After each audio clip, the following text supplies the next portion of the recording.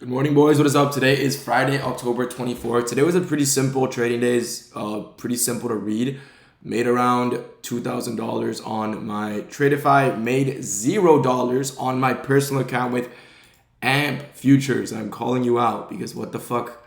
I opened my phone to take a trade on AMP Futures. This is the trade I was going to take, the 3-minute inversion to, it actually, I believe it is all-time highs. Yeah. 3-minute inversion to all-time highs, which is also, some people look at data highs on the 2-minute, and if you look at data highs on the 2-minute, then it's also data highs. I don't consider it data highs, but I do consider it a very strong draw on liquidity. Just look at this low resistance liquidity. Trendline liquidity resting above us. Price wants to take it out.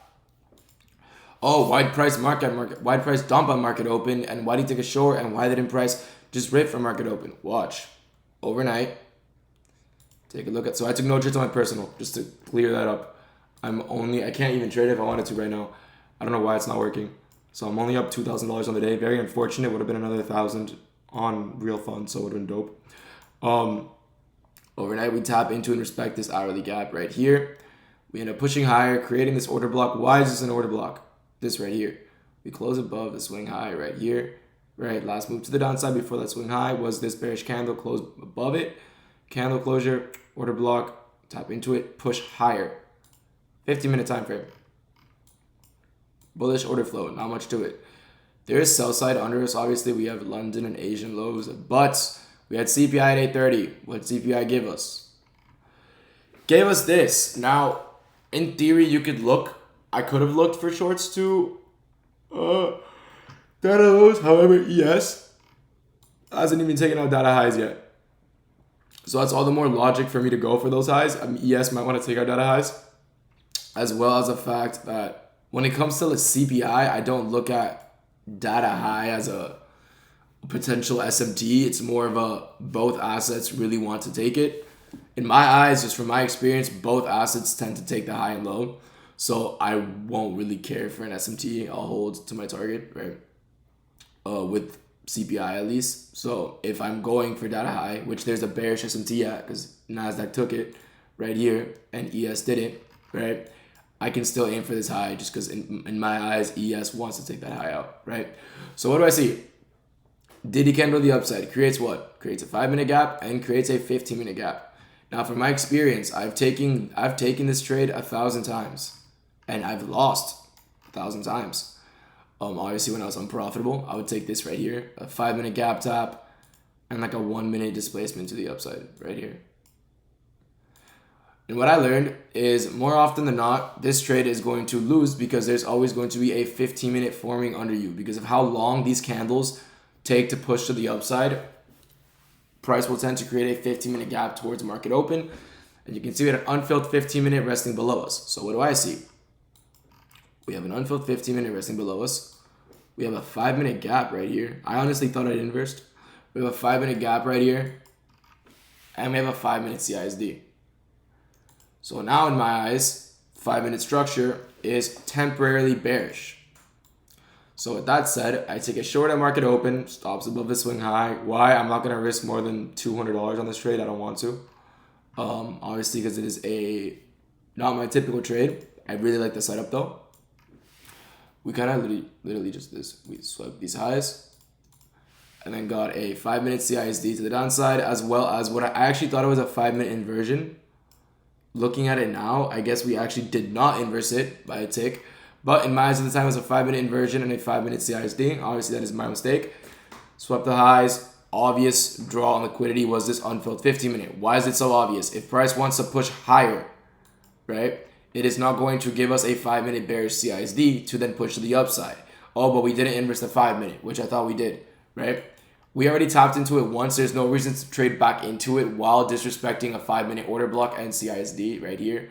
5-minute CISD, 5-minute order block. We disrespect both, create a bearish CISD, and borderline inverse that 5-minute. There's no reason for price to do that without it actually wanting to push lower and tap into a higher time frame PD rate. So with that said, that's the first trade I took. That was on prop firms. I made 500 per account, right? Second trade I took. I did not take this trade, actually. I really wanted to. All right. We tap into that 15-minute. We got a crazy bullish close right here on the 5 minutes. So now we got a 5-minute CISD to the upside, respecting a 15-minute bullish gap. We get a 3-minute IFVG. So now we disrespect every bearish FVG in this leg. Make a 5-minute bullish new confluence. Was there news at 9:45? Look at this candle just like switching from fucking black to black and white. It's bigger than black and white. So a problem the whole way of life. Ooh, okay, hold up. All right, I lost my trading view. Okay, 15-minute gap top, 3-minute IFVG, 5-minute CISD. Perfect, except for the fact that price is a little overextended. So I see an open low. This is when I opened my phone to enter the trade. When price was literally right here. I opened my phone to enter a trade, and guess what happens? I can actually show you guys.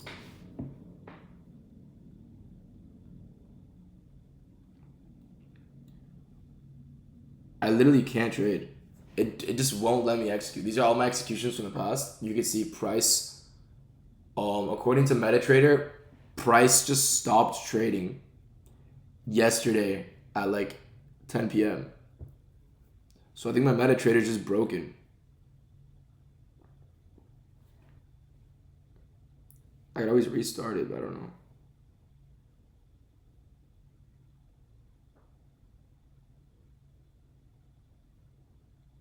It's loading. I don't know why it's loading, but it's loading. Whatever. Too much app. I'm sorry. This was a great entry, right? 5-minute CISD, 15-minute gap top, 3-minute IFVG to the upside. It's that simple. It's literally that simple. Would I take any trade before this? No, I wouldn't have taken this one, maybe this one, just because it closed so high. There's no reason for price to push any lower after such a high candle closure. What also helped me with the bullish bias here is the fact that ES was a lagging indice. You can see ES was trading far behind the high and still is. So it gave me all the more confidence that Nasdaq is going to be the first asset to take out this given high if we are to take it out, right? But after how strong of a reaction we got out of this 15-minute and that 5-minute closure, there's really no reason for me to be bearish anymore. Right? You actually could have entered off that 5-minute closure. That's a really good 5-minute closure.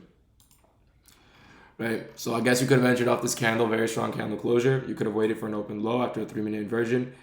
Either or is great trades. Now, after that, I guess we retested this breaker block. No valid trade entries. There's 0 valid trade entries now. Whoa, why is price chopping? Why has it been chopping for the last 10 minutes? When you take out a draw on liquidity or the objective for the day, price tends to chop around, right? Our objective of the day being, well, overnight I just didn't want this to happen, but these, all these highs here, all-time highs. We already swept all-time highs, so we're already trading at a new high. On top of that, we already swept data highs. And now we reswept the highs that swept data highs, right? So in theory, there's no reason for price to push any higher, right? ES still has reason for price to push higher, but Nasdaq has no reason for price to push any higher. So what it's going to do is going to chop around and price sit in a range the entire day. Maybe in PM session, we see some shit like this form, where we just chop, chop, chop, make an hourly gap. 10 a.m. right here, we might make an hourly gap, and then just start pushing higher, right? So maybe 10 a.m. will deliver another long for us, but as of right now, there's 0 high quality setups in my opinion, right? Because we already took our draws on liquidity. When entering a trade, does your draw on liquidity make sense? Is it a strong draw on liquidity?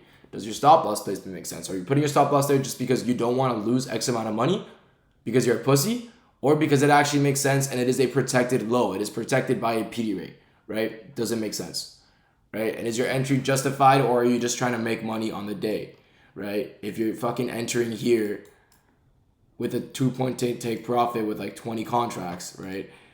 That is you just trying to make money, right? Your stop loss doesn't make sense. If you're entering here, you have a strong 5-minute closure coming out of a 15-minute gap. You can get away with putting your stops here because I believe that's a 5-minute body low. Fair place to put your stop loss. And if you get stopped out, you can always look for a re-entry, right? I prefer to put a good stop. In situations like this where you cannot put your stop loss in the swing low, I prefer to give it a few candles to breathe. And if I do get stopped out, I can just look for a re-entry instead of just risking 60 points and having a negative risk reward, right? I think it's ridiculous. But yeah. Oh, did not mean to do that. Trades of the day were based off a 5-minute CISD to the downside. No PD rays really being rejected here. It's not like we're in a 15-minute rejection block. I don't really know how to use them that well, right? You know, that's Powell's thing, not mine. We just sweep this high, 5 minutes CISD. That's all I need to know. That's simple. To this unfilled 15-minute gap. Stops were here, right? And then 3-minute inversion with an open low to this high. I think those are great trades for the day, right? Also, big thing for you guys. You just have to learn to wait for candle closures on other time frames, because a lot of you guys don't understand how inverses work and all this shit. It's like you'll take an inverse on the 1 minute and you're like, oh, it was a 1 minute IVG. Look how good it played out. 80% of the time, this 3 minute could just reject, right? In the context of this trade, obviously, this 1 minute is strong, but in general, like always, you should wait for the higher time frame gap to be inverse for just more confirmation. I personally like to wait for the higher time frame gap to be inverse or to be at least traded back into. What does that mean? You have a gap right here. Let's say this is a fair value gap. Right here. If I want to take a trade, I'll look for one of two things.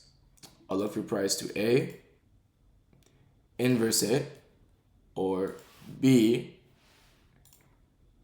trade into it, back out of it, and then get a rejection back into it. And then at this point, I'll go long, because there's no reason for price to trade into a gap 3 different times or 2 different times with valid rejection confirmations, right?